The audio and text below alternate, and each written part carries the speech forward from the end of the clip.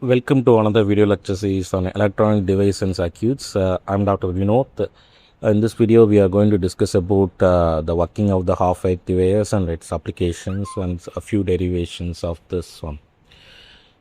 So, what is a half rectifier means? It is a electronic circuits which converts an AC, that is alternating current, into a pulsating DC. DC means direct current. By allowing only one half a cycle of the ACT signal to pass. So it consists of transformer. So here I have used a step-down transformer. The number of windings at the secondary stage is lesser compared to the primary side, and I have one diode which act as a one-way switch, and I have a load resistance. In that one only, the output has to be taken. So here I can see I have drawn the input waveform. The maximum value I have taken it as Vm, and negative value is minus Vm, and it ranges from 0 to 2 pi. So the half cycle of this one is ranging from 0 to pi. Okay, so that signal get repeated for the rest of the half cycle, rest of the cycles, and at x-axis I have taken it as alpha. So the working is during the positive half cycle of the AC input. The diode you have anode and cathode, right? During the positive half cycle, the anode of the diode becomes positive with respect to the cathode. So the diode becomes a forward bias and it will conduct the current. So the current flows through the load resistor RL. So the output voltage will appear across the load. So this is the positive half cycle of the input signal will appear at the output. So up to 0 to pi I have a positive half cycle. So that will be appear at the output V0. So 0 to Vm. So the maximum value is Vm. So that will be appear at the output. So during the negative half cycle, so the Vm comes down. So this is Vm, and this becomes 0 at the secondary side. So so the anode of the diode becomes negative. So it becomes so the diode becomes a reverse bias, and it will be open circuitous that will block the current to flow through the load resistance. So the output becomes 0. Okay, so that is what I have drawn here. Up to pi to 2 pi it is 0. So the output waveform contains only the one half of the AC waveform, hence it is called as half a rectifier. Okay, and the output we are obtaining is not a pure DC waveform. So that is why it is called as pulsating DC. Okay, so we have see the working of the half a rectifier. So the derivation of the half a rectifier. So you can see initially V0 is equal to Vm sine alpha, since it is a sine wave, right? And the magnitude is Vm, and it has ranging from 0 to pi.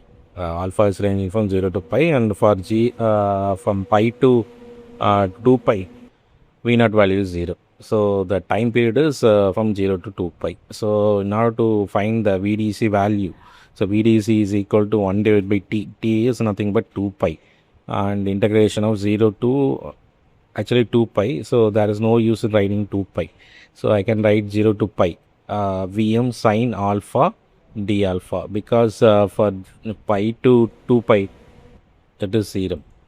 So now I am going to take Vm outside. So Vm by 2 pi, and if I integrate sine alpha, I will get minus cos alpha. So you substitute the limits 0 to pi. So if I take the minus outside, minus Vm divided by 2 pi into cos pi minus cos c. So actually cos pi is minus 1 and cos 0 is 1. So I will get minus Vm divided by 2 pi into minus 2. So that is nothing but Vm divided by pi. Okay, since 2 and 2 get cancelled in. Next, to find the VRMS value, it is a root mean square value. So I'm going to take the root of 1 divided by 2, 1 divided by 2 pi, 0 to pi, and square, right? So Vm square sine square alpha d alpha. So now I can write, if I take a Vm outside, so I will get Vm divided by root of 2 pi, right? Then root of 0 to pi sine square d alpha, sine square alpha d alpha. So Vm divided by 2 pi, root of 2 pi, root of 0 to pi. So sine square alpha I can write it as 1 minus cos 2 alpha divided by 2 into d tau. So either you can take the 2 outside. Now I can write Vm divided by root of 2 pi. Root of, if I integrate 1, I will get alpha minus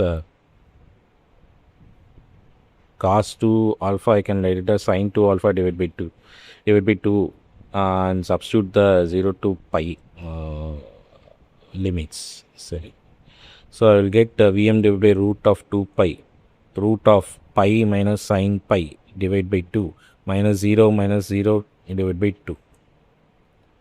So therefore I will get Vm divided by root of 2 pi sine root of pi divided by 2.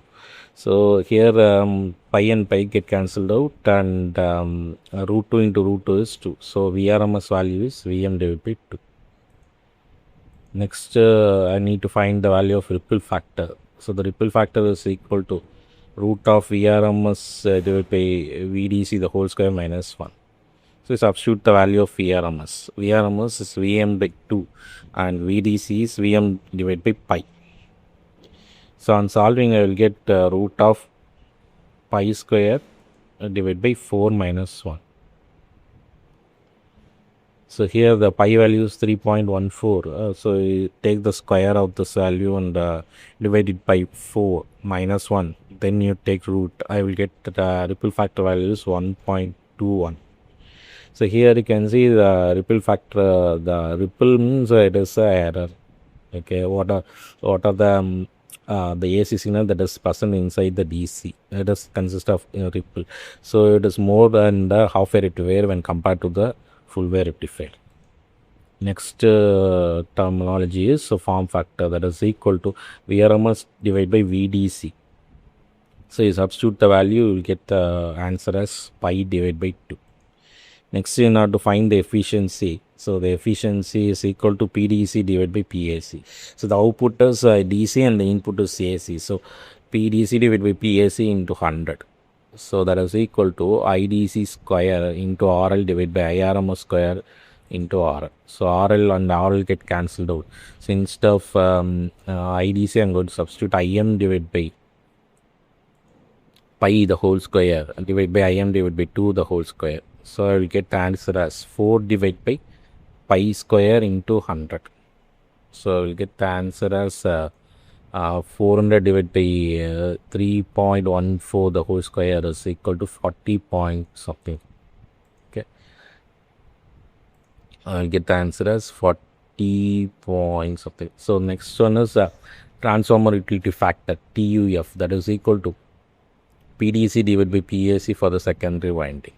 So this I have to write it as IDC square RL divided by. So the IDC square I can write as IM square divided by pi square into RL. So instead of this I have to write it as Vrms into IRMS.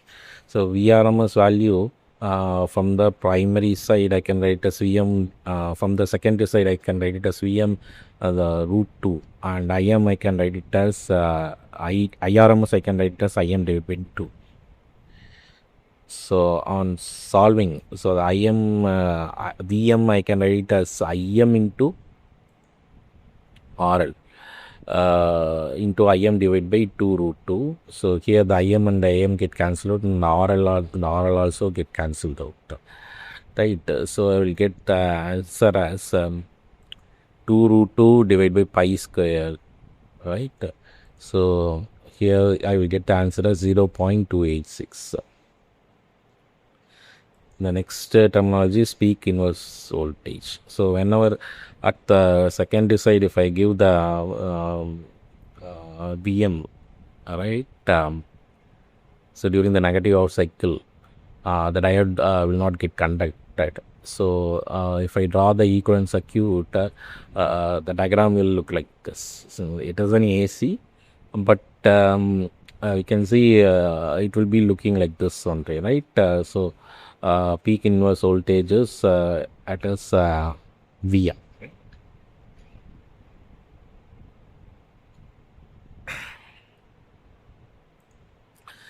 So next, let me discuss about the applications of half-wave rectifier. So it is used in the low power DC power supplies, and it is used in the signal demodulation circuits, battery charging simple circuits, and rectifications in electronic devices. So I hope this video is useful for you. So if you want to see the further videos regarding the electronic device and circuits enhanced syllabus, you refer the EDC playlist and subscribe to my channel. Thanks for watching this video. Thank you.